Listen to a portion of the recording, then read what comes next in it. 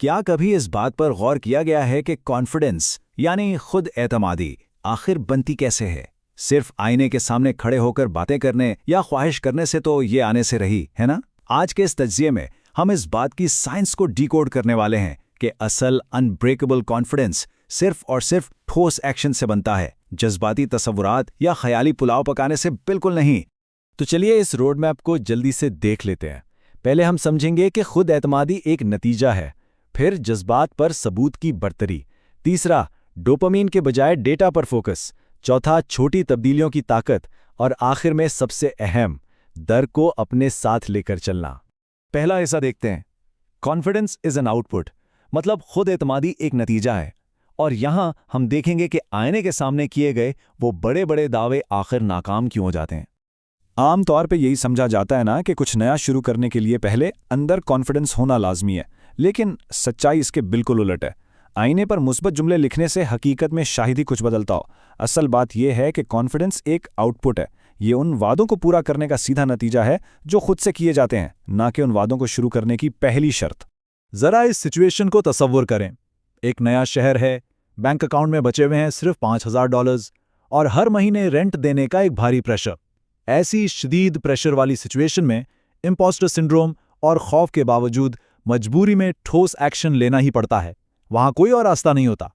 जैसे कि एक फिटनेस सेंटर में अचानक मार्केटिंग की जॉब मिलने पर किसी को भी अजीबोगरीब खौफ महसूस हो सकता है, लेकिन इस खौफ का मुकाबला लगातार मेहनत से किया गया। सुबह 4 बजे आना, रात 9 बजे तक रुकना, सेल्स की किताबें पढ़ना और यहां तक कि पहली पिच से पहले घबराकर बाथरूम में छुप जाना।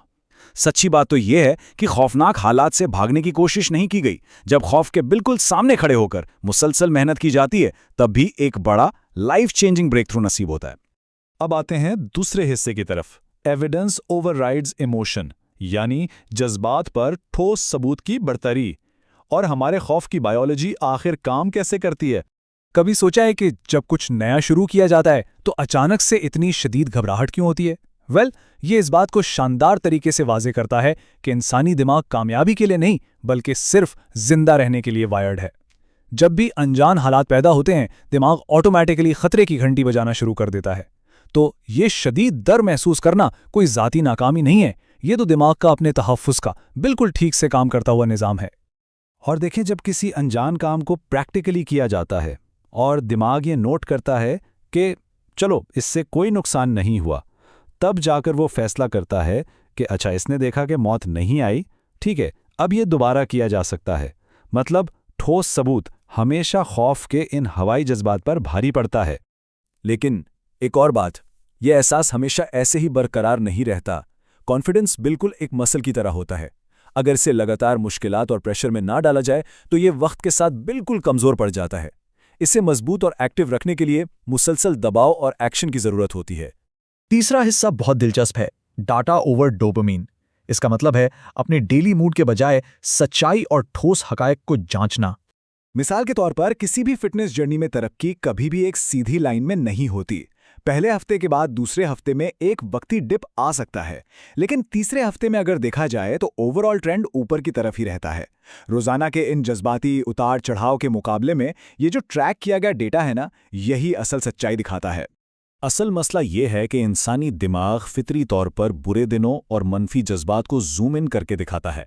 इसलिए दिन भर के मूड स्विंग्स पर भरोसा करने के बजाय ठोस डेटा और डेली कामयाबियों को ट्रैक करना लाजमी है। जब दिमाग अपने सामने लिखा हुआ वाज़े रिकॉर्ड देखता है तो वो इन मनफी जज्बाती ख्यालात को खुद ब खुद रिजेक्ट कर देता है, जिससे हिम्मत हारने का और क्विट करने का इम्कान तकरीबन ख़त्म हो जाता है।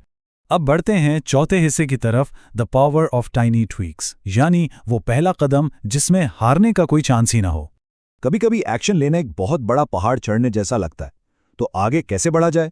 बहुत सिंपल, पहले सिर्फ 7 सेकंड्स के लिए किसी जूम कॉल पर बोलना, फिर शायद आधी मीटिंग चलाना, उसके बाद पूरी टीम को प्रेजेंट करना और आखिर में स्टेज पे खड़े होना। सीधा स्टेज पर जाने का सोचना दिमाग में सिर्फ डर पैदा करता है, जबकि ये छोटे छोटे स्टेप्स रास्ता इंतहाई आसान बना देते हैं।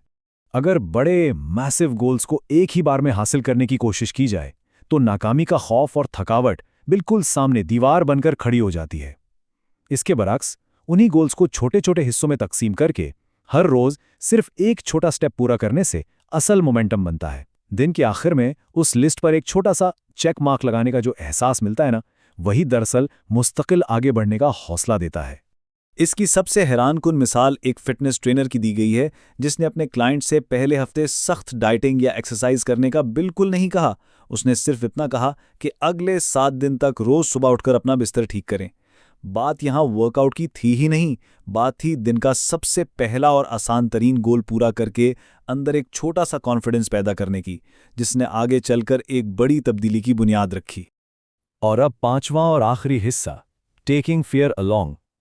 खौफ रास्ते की रुकावट नहीं है, ये तो बस एक मुसाफिर है। हमेशा याद रखें, एहसासात फिजिकल हरकत के नतीजे में तब्दील होते हैं। जब कोई स्टेज पर कदम रखता है तो पहले लम्हे में दिल की धड़कन 190 तक पहुंच जाती है, लेकिन हैरतअंगेज तौर पर सिर्फ 15 सेकंड्स बाद हार्ट रेट गिरने लगता है और 2 मिनट में डर तकरीबन पूरी तरह हवा हो जाता है। जैसे ही फिजिकल हरकत शुरू होती है, दिमाग का पैनिक रिस्पॉन्स ठंडा पड़ने लगता है। दौर से अगर देखा जाए तो खौफ एक बहुत बड़ी रुकावट लगता है, बिल्कुल एक मील चौड़े दरिया की तरह जिसे पार करना नामुमकिन महसूस हो। लेकिन जैसे ही इसमें अमली कदम रखा जाता है तो एहसास होता है कि भाई इसकी गहराई तो सिर्फ 1 इंच थी। डर की असल दहशत दरअसल सिर्फ तब तक कायम रहती है जब तक उसके खिलाफ कोई अमली कदम ना उठाया जाए। तो अपने डर को जहन से निकालने, किसी मंत्र से भगाने या जबरदस्ती दबाने की कोशिश बिल्कुल ना की जाए। इसे ऐसे समझा जाए जैसे इसे उठाकर अपने बैग में रखा और सफर में अपने साथ ले लिया। ये एक नापसंदीदा मुसाफिर जरूर हो सकता है, लेकिन ये किसी को भी अपनी मंजिल की तरफ हरकत करने से रोक बिल्कुल नहीं सकता। तो सोचिए, क्या हो अगर डर रास्ते की रुकावट हो ही ना, बल्कि सफर में साथ बैठा सिर्फ एक मुसाफिर हो। ये एक ऐसी पावरफुल और अजीब सोच है जो खुद एतमादी बिल्कुल ना होने के बावजूद किसी को भी अपनी इनसिक्योरिटीज को पीछे छोड़कर आगे बढ़ने की हिम्मत दिला सकती है। इस तज्जिये में साथ देने का शुक्रिया। उम्मीद है कि आज कुछ नया सीखने को मिला होगा।